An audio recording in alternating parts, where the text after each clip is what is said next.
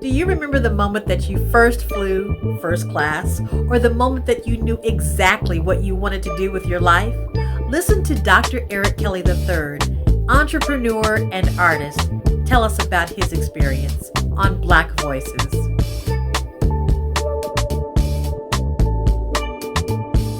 Yes. I was in college at North Carolina Central University, and I was sitting in a room with my advisor. I had just recently received an art scholarship for North Carolina Central University, and I was talking to my counselor. And talking with the counselor, one of the things that he said to me is that most artists were going to be starving artists. And so when I heard that, it kind of triggered something in me to begin to think about my other options.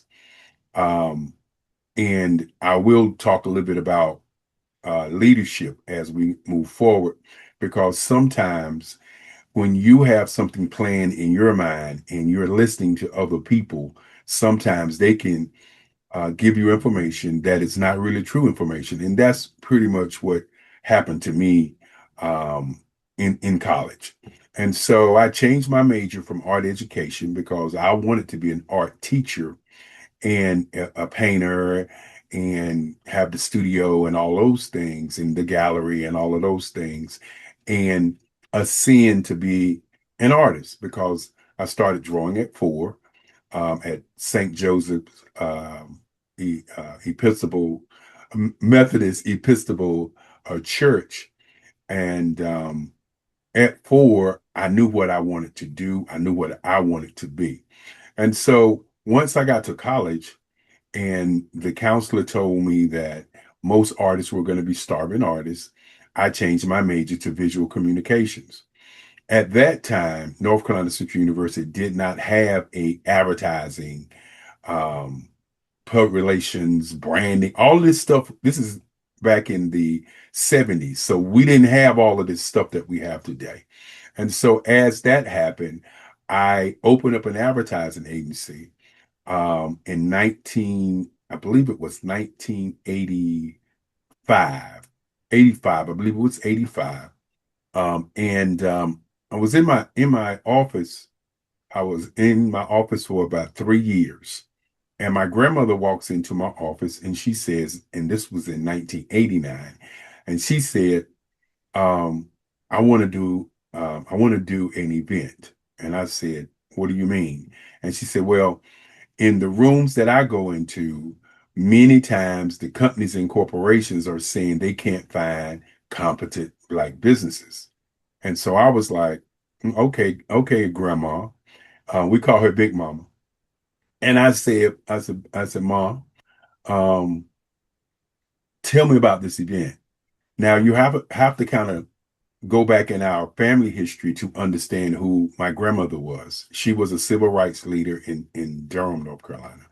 She also was a negotiator for contracts for black people at her plant. She was one of those ladies who could convince the corporate heads to give raises and why they should give raises to the black workers.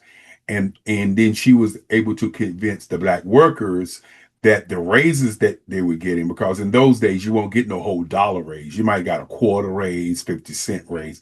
She was able to convince the workers to accept the raise as a way of saying, I am going to continue to push the envelope of progress and get you to the number that we need you to get to so that you can have a better life in what you're doing at the plant. And she was at a place called Gold Kiss Poetry. And so she was doing that kind of work. And she always was in the community doing great things. As a matter of fact, when she passed, they did a whole full page, front page, all that stuff on her. So I was basically living with a living legend. And so she came in with the project, and I said in my back of my mind, I don't know what Mama talking about, but this is what she talking about. And so I was the publicity chairman, the fundraising chair for the Black Data Processing Organization. So I took her project. She doesn't even know this today. I took her project to the Black Data Processing Group because I thought it was a good program to raise some money with. And the president at that time, because it wasn't his idea, first he said, let's do it, because everybody was all excited when I talked about it. And then 2 months later, when it was time for them to give some money for the project, he came into our meeting and he said, we have decided not to do the Black Business Expo. So those 2 months, I was working on the expo for the Black Data Processing Organization. I had set up a bank account. I was collecting money. I had raised about $7,000. And so when he said that in the meeting, my great grandfather said, when you get mad, don't say nothing. Just remember, be quiet when you're mad, because when you're mad, 9 times out of 10, you're going to say something that you're going to regret. And so I sat there and I really was upset because I had a lot of people. I had about 60 booths already signed up because I'm a worker. So I'm working. And so then I left the meeting and I went to my office, and I was sitting in my office, and my brothers came into my office and they asked me what was wrong. And I told them the story. And one of my brothers said, he said, well, let me ask you a question. He said, how much money have you raised already? I said, $7,000. He said, well, whose project is it?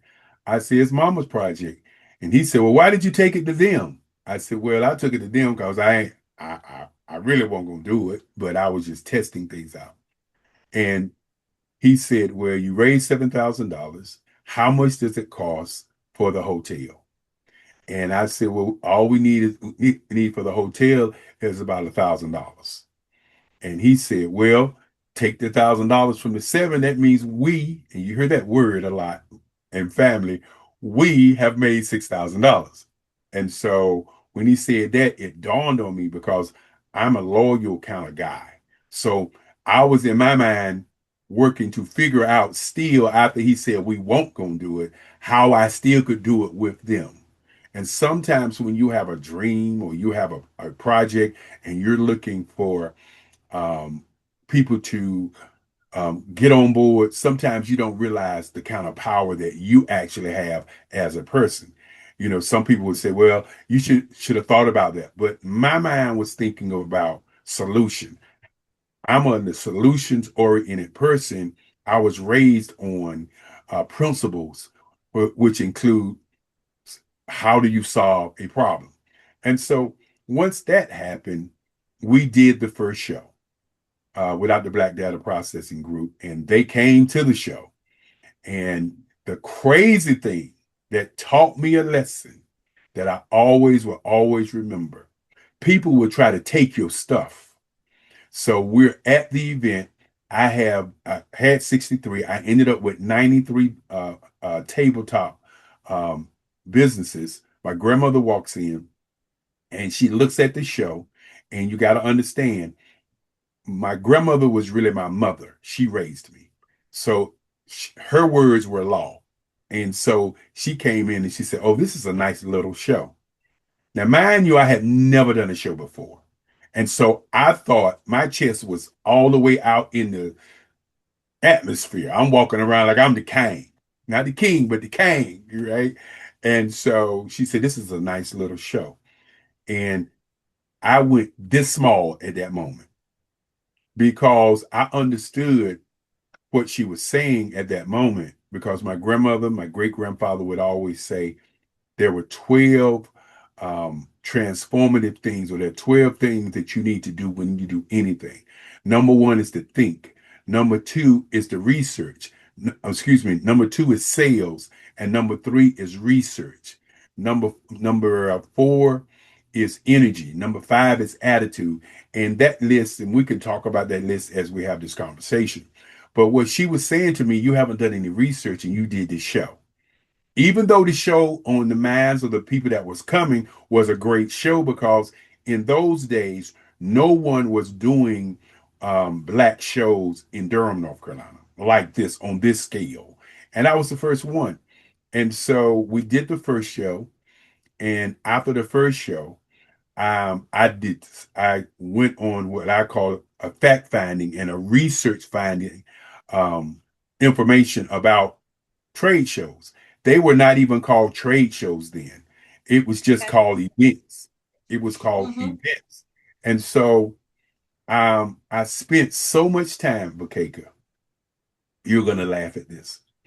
I spent so much time on the research part, going to shows and seeing shows until the newspaper put a column and put a article in the newspaper of me at a show. I was going to so many shows, and it said, and the headline said, "Everything goes at at the Chamber of Commerce uh, um, Chamber of Commerce show, and they was doing the trade show. I was there, and me and this girl was walking down the aisle, and we were holding hands, right? And they took a picture of us. I got the article, and I was just so in it. I was so focused on what I was doing, and I think one of the things that people don't do, they get in what I call emotional pursuit, where you're thinking how you feel about something, but you're not looking at what you're actually are doing. And so I was so involved. And so we did the second show. And by going to all these shows, I saw pipe and drapes. So I decided, okay, my grandma's probably talking about I don't have no pipe and drapes. And I'm going to do pipe and drapes. And this going to make me a nice show. She walks in again and she says, this is a better show, but it's still a nice little show. And when she said that, I was like, what did she mean? And then she said to me, she says, where's the audience? Say, we're not just doing a show for the businesses and corporations, we're doing it for the audience. I had a good size audience because, I did my marketing, but I didn't have standing room only. And she said to me, where is the standing room only audience? And I'm like, what you mean? What you talking about? Because I had never heard standing anybody say, where's the standing room only audience? And this was my grandmother.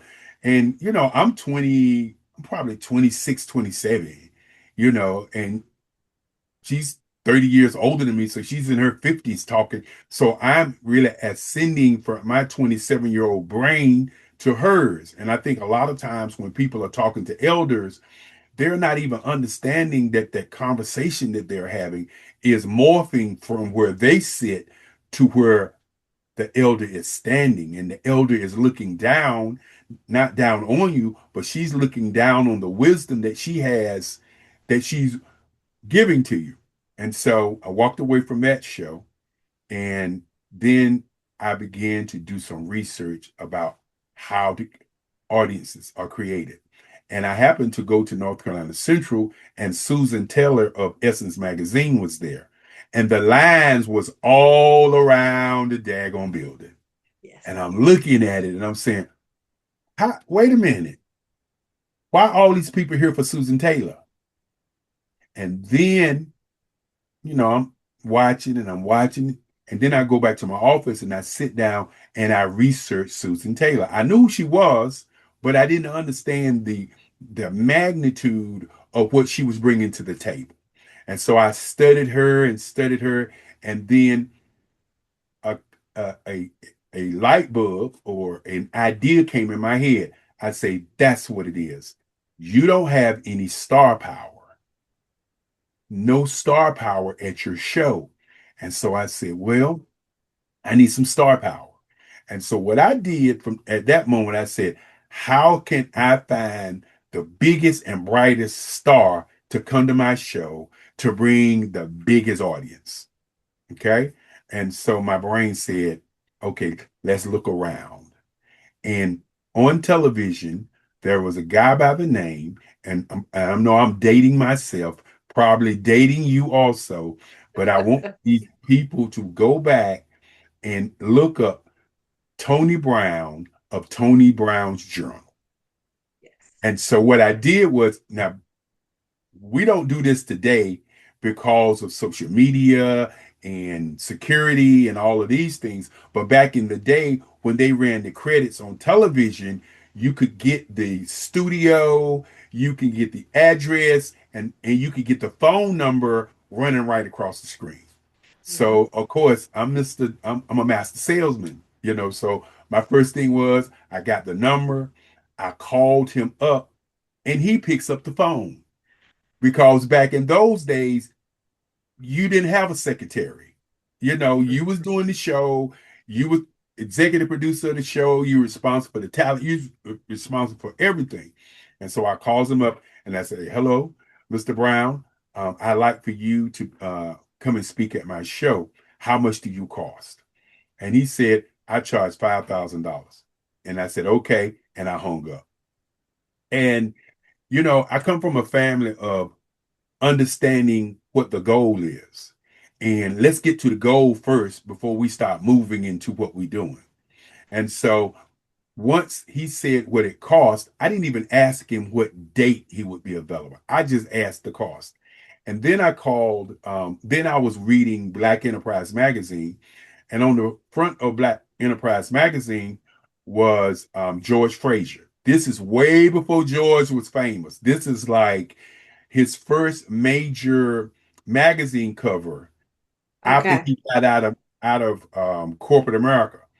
And I called him up, and George said he charged $3,000. I said thank you, and I hung up. And then a friend of mine was talking to me about Dr. Claude Freight, no, Dr. Claude Anderson, um, Powernomics. And so I talked to him. He said he charged, I think he charged at that time about 3 grand also. So I only thing I was doing is just trying to find out what y'all charging. Because I know Right. y'all I'm not the guy. When I talk to you, I'm gonna ask you Yeah. what it costs. Because when you talk to me, I'm gonna say the same thing. And Right. so I went to talk to the companies and corporations that I was recruiting about these great men that I was bringing to Durham. Mind you, one of the things that many people, to give you a better context of this conversation, I had a television show in town called The Man on the Spot, where I would interviewing all the great people that would come to the city and all of the great events. I was like a BET before BET was a BET. And so that's what I was doing. And I also had a radio show at the time. So I was interviewing all these kinds of people. So me getting a good crowd together was not a challenge. It's just getting, as my grandma said, a standing room only crowd. And so I started talking to these companies and corporations and people and telling who I was bringing. And voila, the money showed up. As my great grandfather used to say, don't worry about money. Worry about the vision.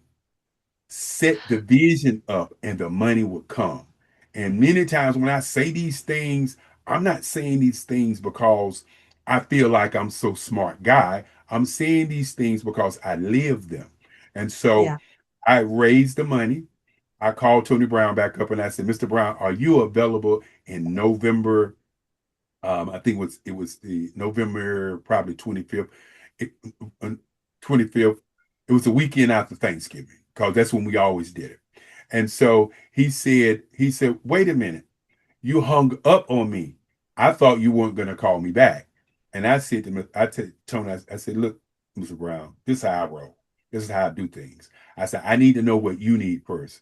I said, "I run an advertising agency, and my slogan is what's in it for you. Not what's in it for me, what's in it for you." And I understand that what's in it for you is going to be that money. Because Yeah. you're not going to come all the way across the world, from New York to North Carolina and not get paid. And it's going Right. to cost me to bring you. And so I gave him a date and I said, "Where do I send half of the money?" He said, "You're going to send me half?" I said, "Of course." I said, "As a matter of fact, before you come on stage, when you get to the hotel room, you'll have your check in the hotel in the suite that I have will have available for you." I said, "We're going to fly you first class. We're going to limit you to the event." So you got to understand, I come from a mindset of first class. I come from a mindset of understanding what people are deserve for the greatness that they bring to the table. And so Yeah. I called him up. He was excited, hung up from here, called George Fraser, told George Fraser the same thing, called Dr. Claude Anderson and said the same thing. Now, they sat, we in those days we had something called faxes.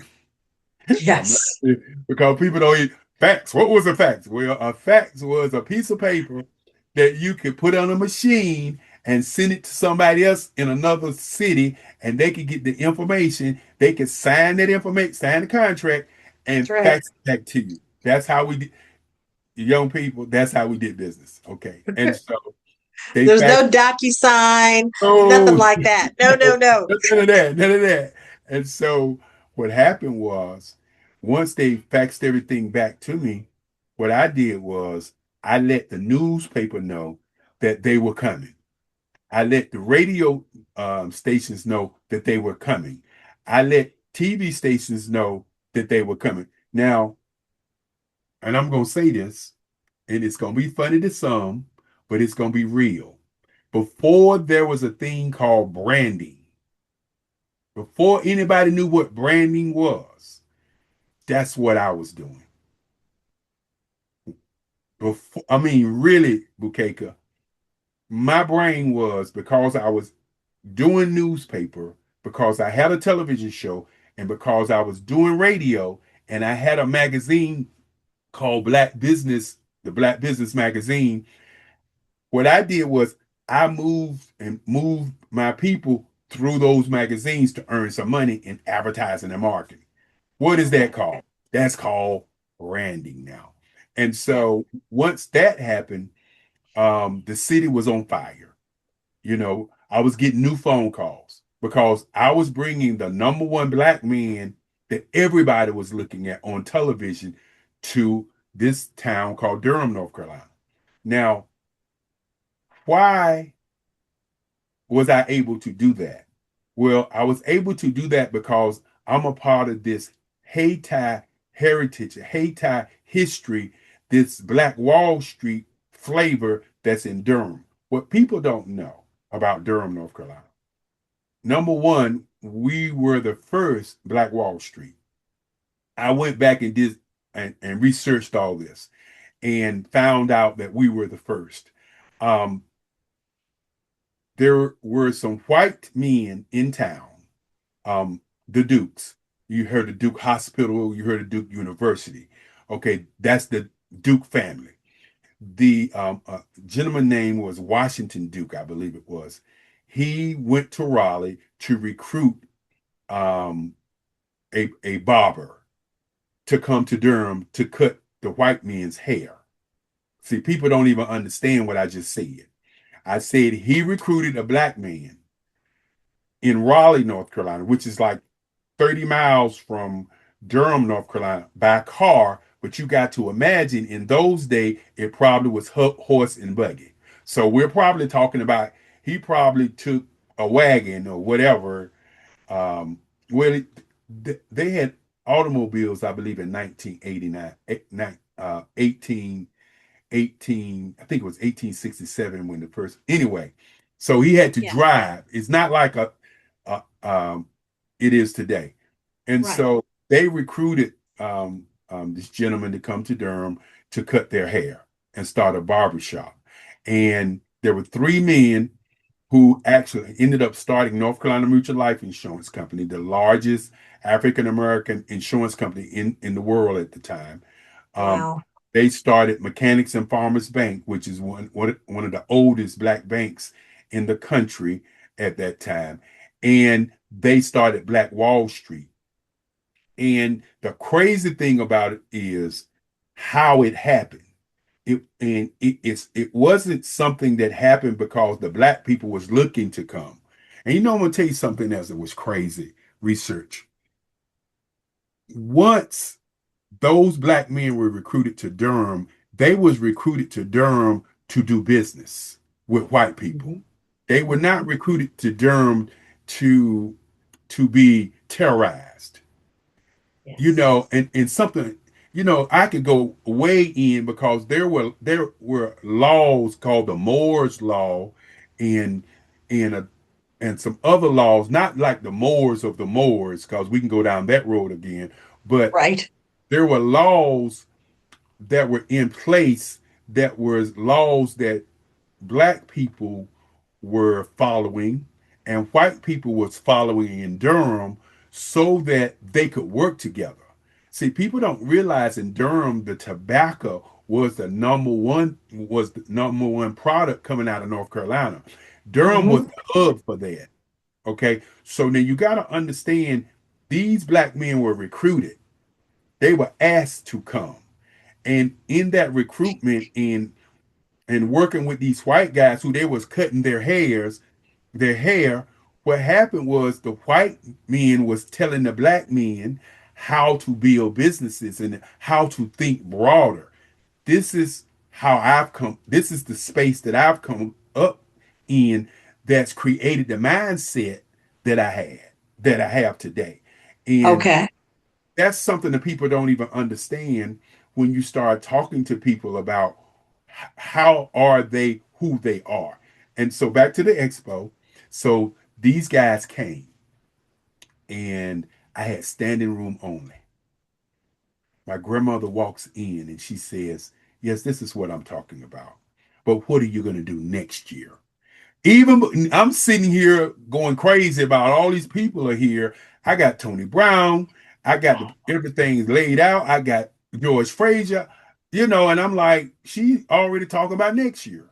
Yeah. You know, even though she said she did say it's a great show, but then she put in my mindset to never think about what's going on right now.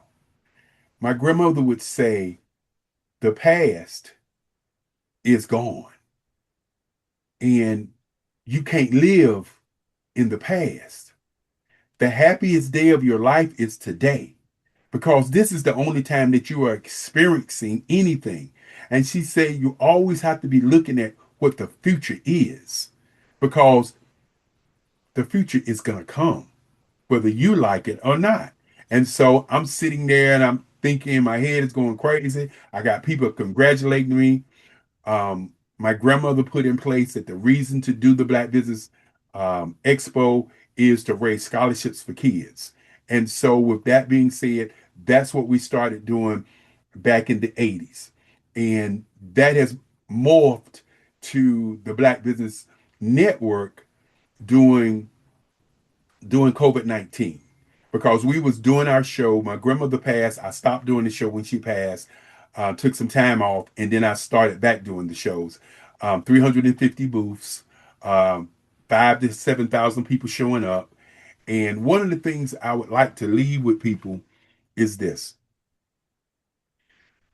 The first show that we did, because I came from a car selling background, and that background is always selling. I had some ladies with a table up front. Like when you come into the hotel, it's a big hallway. I had a table in front of the door for the ladies to collect $20 a person. Yeah. Because I'm thinking, I got to get paid. Everybody got to get paid, right? Right. Grandmother walks in and she says, because it's still her show, and she says, "What are those girls up there doing?" I said, "Big Mama, this is what they're doing. They're going to collect $20 from everybody that come in." And she said, "Well, why are they going to do that?" I said, "Well, we got to charge." She said, "Why do we have to charge?" And I tried to explain, and she cut me off and she said, "Do they charge to go to the mall?" Okay, Grandma. Okay. She said that to me. I'm like, Wow. duh, no, they don't. She said, "Then why are we charging people to come to this show?" She said, "How much money did you make on the booths?" And I told her. She said, "How much money did you make on the corporate sponsors?" And I told her. She said, "You already made a profit. Greed is not good." This is the kind of family you know, everybody has an opinion, but people put their opinions on the table because they're looking at the greater good. They're not Yeah. at at um how not to do something. And if you when you read information about me, you came across the part that said humanitarian. And True. I wear that badge very, very, very um what's the word? Very honorable, because my grandmother used to say that we're all humans. We all Yes. bleed. She said, no matter what you do, we're all humans. And she said, if you can help somebody, then your living is not in vain. And so she said, I know you got those girls up there. This is what we're gonna do. She says, what I know you got your tickets and everything. She said, I want you to get everybody's names and numbers and on the tickets. I want you to register everybody that comes through the door, because that's your audience. And Yeah. you need to know who your audience is and control your audience. This is my grandmama talking, man. I'm just sitting there like, She what the, knew. She you know, knew. and so I told the girls, we're not gonna take up any money, we're gonna register everybody. The best thing that ever happened, because once people figured out we were not charging, because we're on radio, we're on TV, the black business, we everywhere. We never put that we was charging. So, cause it's bait and switch. You selling a car, you ain't telling them how much the car costs. You just say, "Come get the car." So people was coming, and in those days we had telephones. Right. Okay, so once it got out that the show was free with Tony and George and Claude Anderson, now I got a stream of people showing up. And that's the story of the Black Business Expo. And then to give you a caveat to it, um, my show was doing these numbers, and the newspaper was covering me. And I'm in my office, and I had heard of Black Expo USA, because once I got into doing research about it, then I'm looking at what's going on nationally and all around the world. There was a book in the library called Trade Shows Worldwide. I was in that book looking at all. This is before people was doing what I was doing. And so one of the gentlemen who created Black Expo USA was Bill Cherry. And there were three guys that created Black Expo USA. This was the number one traveling show in the nation. They was Okay. doing they was doing 100,000 people 4 days in a row at the Jacob Javits Center in New York City. They was doing Los Angeles. They created the Indiana Black Expo. They created the Chicago Black Expo. These were the big boys. And so I was in my office, and my secretary comes in my office, and she said, Bill, there's a Bill Cherry here to see you. Mind you, because I'm doing research, I knew his name, I knew who he was, but I didn't know or believe that he would be in my office. And so Right. I said, you sure? I said, Bill Cherry, who? She said, Bill Cherry from Durham. I said, I know everybody in Durham. Ain't no Bill Cherry, because I'm trying to figure out, I'm trying to figure out what the heck's going on. And she said, well, Right. he'd like to talk to you. I said, okay. And I walk out, and here is this guy. Um, I would say about five. I'm 6'4", so he was about 5'8", in a Okay. white warm up suit. And you could look at the warm up suit and see he was rich. He had gold Right. bracelets and stuff around his hand. He's an older guy, but he's looking wealthy in what he has on. And so Okay. I immediately knew who he was because of the pictures that I was reading about him. And he said, hi, I'm Bill Cherry. He said, Eric, can we go to lunch? I said, yes, sir.